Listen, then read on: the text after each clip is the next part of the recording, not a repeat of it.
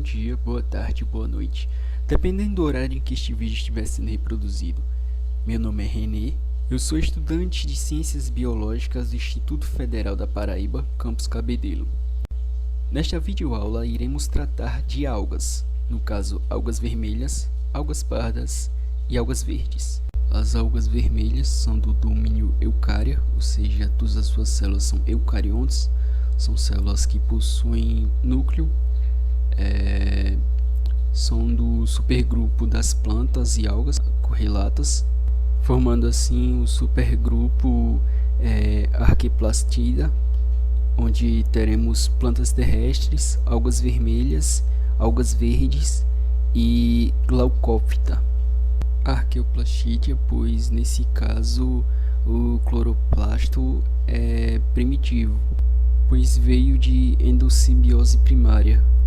É do filo Rhodophyta, e nesse caso o nome do filo já indica a cor da alga, que nesse caso é Rhodophyta, e Rhodos, do grego, significa vermelho.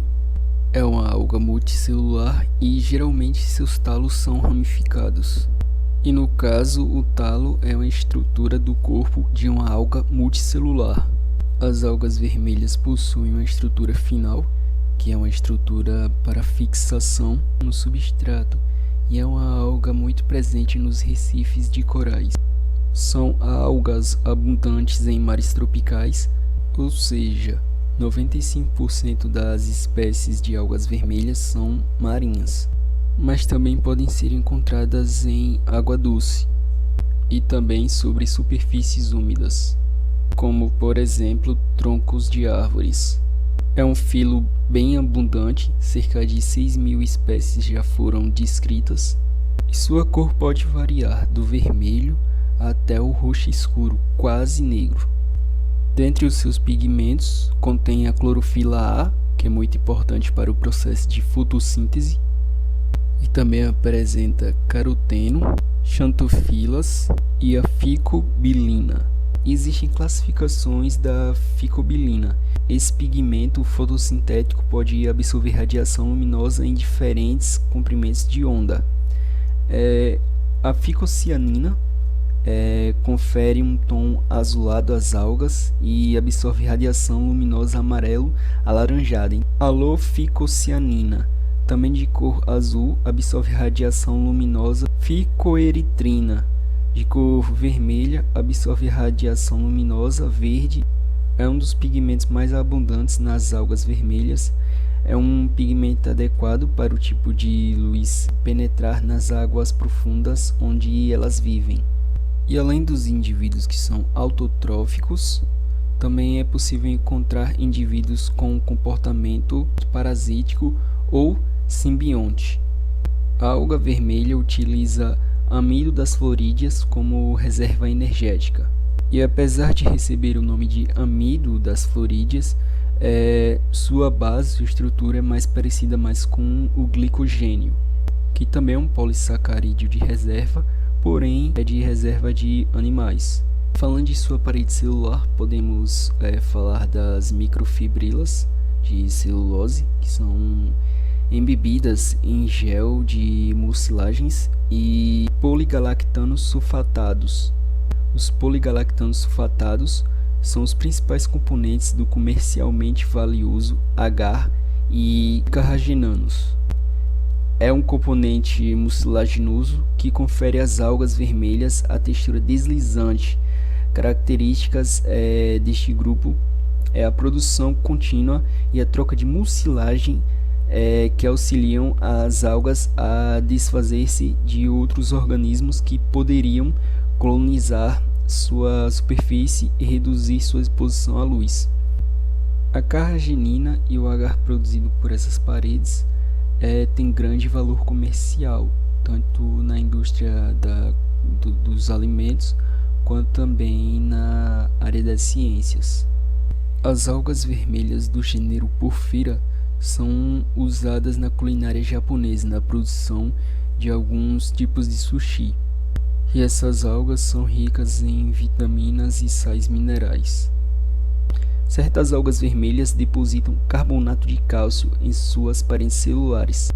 Por conta de terem o carbonato de cálcio, certo? Algumas espécies, elas são coralináceas e nesse caso elas têm partes que são rígidas e partes mais flexíveis para não serem partidas com o fluxo da maré, o fluxo da água.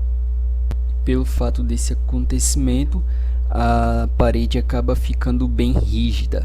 E essa rigidez apresentada por essas algas acaba sendo uma característica muito importante para a manutenção dos recifes de corais, pois como são estruturas mais rígidas, conseguem assim absorver as ondas, assim diminuindo o impacto sobre os recifes de corais, o que torna o ambiente mais tranquilo e mais seguro para outras formas de vida, como por exemplo as anêmonas do mar. Também existe a hipótese de que a calcificação auxilia a alga a obter dióxido de carbono da água para a fotossíntese. Outro valor comercial da alga vermelha também é a questão dela poder ser utilizada na correção do solo após ser macerada, pois ela apresenta carbonato de cálcio e vários outros micronutrientes. As algas vermelhas se reproduzem assexuadamente por liberação de esporos, que são chamados monoesporos, e são liberados na água do mar.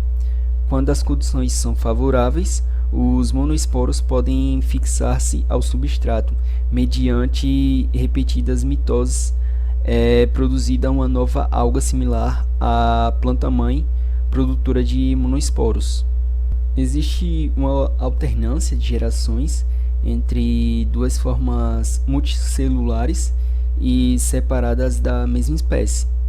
Uma é uma haploide, produtora de gametas, o gametófito, e uma diploide, produtora de esporos, o esporófito.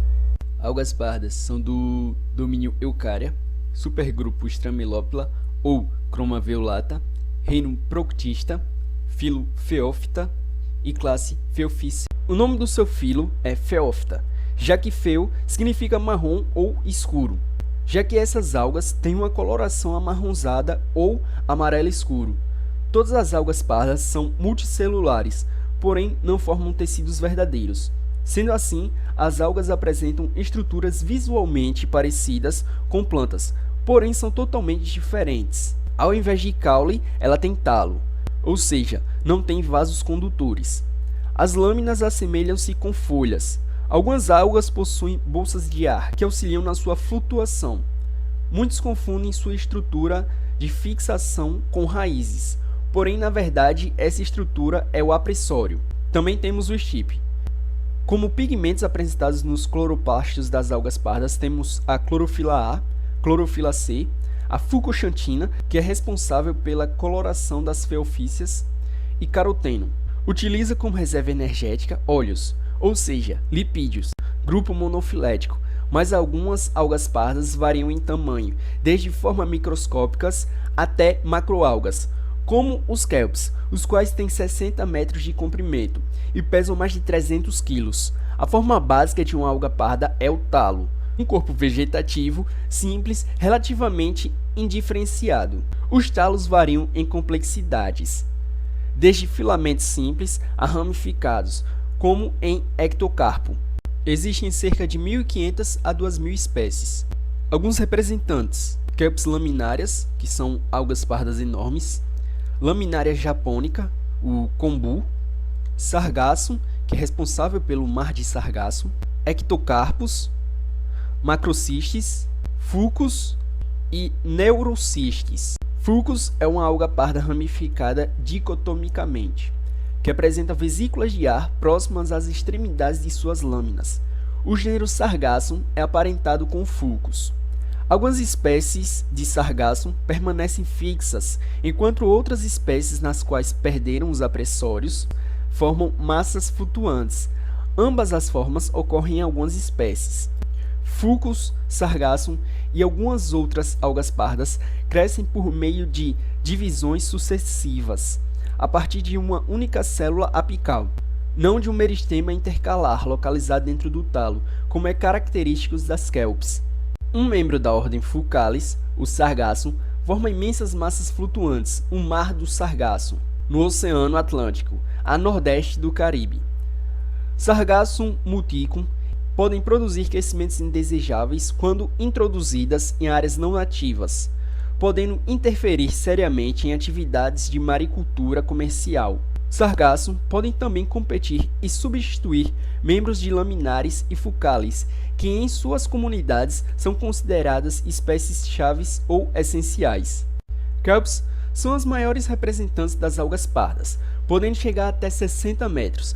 Vivem em um grupo abundante, chamado de floresta de kelps ou banco de kelps, em costões com declividade suave. Os bancos de kelps podem estender-se por 5 a 10 km da costa. Essas são dotadas de flutuadores, vesículas cheias de ar, que auxiliam em sua flutuação, permitindo ficar o mais próximo possível da superfície para poder absorver a luz do sol e também ajudar em seu crescimento, que é de baixo para cima. Seu habitat é marinho, frequentemente no hemisfério norte. O gênero Sargassum é frequentemente encontrado na ilha de Açores ou na costa brasileira. Laminaria japônica também é chamada de kombu e é muito utilizada na culinária japonesa, principalmente por possuir o glutamato de sódio, que acentua os sabores. A parede celular das células das algas pardas possui, além de celulose, uma substância que é chamada de algina, que é extraída das algas pardas. O alginato é o sal de algina e possui propriedades espessantes. Essa substância é muito utilizada na indústria dos alimentos e dos cosméticos. Algas verdes são do domínio Eukarya, supergrupo Archaeplastida, que inclui plantas terrestres, algas vermelhas, algas verdes e glaucófitas, Phyllochlorophyta, e são basicamente divididos em 3 classes: Chlorophycia, Uvophycia e Carophycia. Existem cerca de 17.000 espécies. Podemos citar como os representantes as uvas, Volvox e Chlorella. Existem 3 classes de algas verdes: as clorófitas, que são encontradas em água doce, são unicelulares, com ou sem flagelos, coloniais móveis ou não, filamentosas ou formando talos laminares, que é um sistema organizado em camadas de células. Uvofícias são principalmente marinhas, encontradas em água doce, são filamentosas laminares, microscópicas e possuem o talo multicelular. Carophycia são unicelulares, podendo ser encontradas em água doce, são coloniais, filamentosas e parenquimatosas. Características gerais: são parafiléticos, autotróficos, fotossintetizantes, podem ser multicelulares ou unicelulares. No caso das unicelulares, elas podem viver de forma isolada ou colonial. No caso das coloniais, elas podem ser filamentosas ou parenquimatosas, existindo de indivíduos que são microscópicos ou até indivíduos que alcançam até 8 metros de comprimento. Seus cloroplastos possuem as clorofilas A e B, caroteno e xantofila, porém a clorofila é predominante, assim dando a coloração esverdeada à alga. Esses organismos utilizam amido como reserva energética. Sua parede celular é basicamente formada de celulose, tendo como habitat o ambiente marinho, água doce, neve e também dentro de camadas de gelo na Antártica. Algumas espécies podem ser terrestres e outras são encontradas formando líquens, no caso mutualismo, que são associações entre algas e fungos, onde a alga fornece nutrientes e o fungo fornece proteção.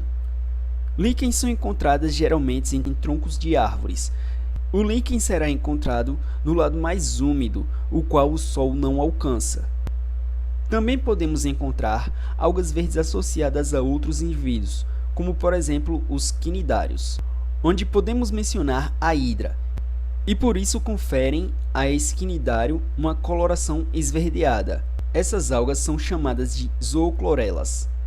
Essas se encontram localizadas no interior das células do quinidário, sendo assim uma relação simbiótica por endossimbiose, pois as zooclorelas vão fornecer para a hidra matéria orgânica que ela não consegue produzir, como por exemplo os açúcares, e ao mesmo tempo a hidra fornece abrigo e substâncias inorgânicas para as zooclorelas, substâncias como água e sais minerais. Ulva é pluricelular, mais conhecido como alface do mar, uma alga muito comum no litoral brasileiro.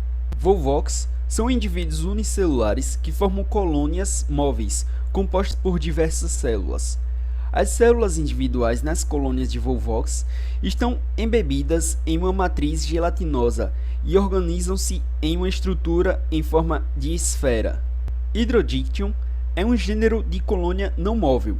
São construídas por células grandes e cilíndricas, dispostas de um único cilindro oco rendado. O Edogonium é um gênero filamentoso. Os filamentos iniciam o seu desenvolvimento presos a um substrato submerso, mas posteriormente, devido ao seu crescimento intenso, podem desprender-se para formar florações flutuantes nos lagos. A sua reprodução ocorreu mais amplamente de forma assexuada. Ela pode ser por divisão binária, fragmentação e formação de esporos, chamados de zooesporos ou aplanoesporos. Porém, também pode ser sexuada. A forma sexuada se dá por formação gamética, com gametas móveis ou imóveis. As clorófitas apresentam os seguintes ciclos de vida: haplobionte e aplonte, haplobionte diplonte, diplobionte isomórfico, diplobionte heteromórfico. Algumas espécies são usadas como adubo natural ou servem como matéria-prima para a fabricação de fertilizantes para uso agrícola. Já outras são utilizadas na indústria alimentícia ou na nutrição animal e humana. Algumas algas verdes unicelulares são eficazes no tratamento de esgoto, promovendo a decomposição aeróbica de resíduos orgânicos. Os gêneros Uva, Monostroma, Enteromorpha e Caulerpa são consumidos como alimento. A clorela é um tipo de alga verde que ajuda a desintoxicar o organismo, protegendo o corpo de metais pesados como mercúrio e chumbo. Possui uma grande riqueza de proteínas, vitaminas e sais minerais, ideal para complementar a alimentação. São utilizadas também como suplemento alimentar, com dose necessária dos principais ativos para enriquecer a alimentação e auxiliar na manutenção da saúde. Disponibilizam grande quantidade de oxigênio para o nosso planeta. Estão na base de cadeia alimentar marinha para algumas espécies e são ricas em proteínas, sais minerais e vitaminas do complexo B. Mas a importância ecológica das algas verdes não se limita apenas à produção de oxigênio ou como alimento. Elas também podem ser utilizadas como indicadores naturais da poluição ambiental. Ambientes com grandes quantidades desses organismos geralmente são pouco impactadas, pois essas algas também podem atuar como biorremediadoras de águas poluídas.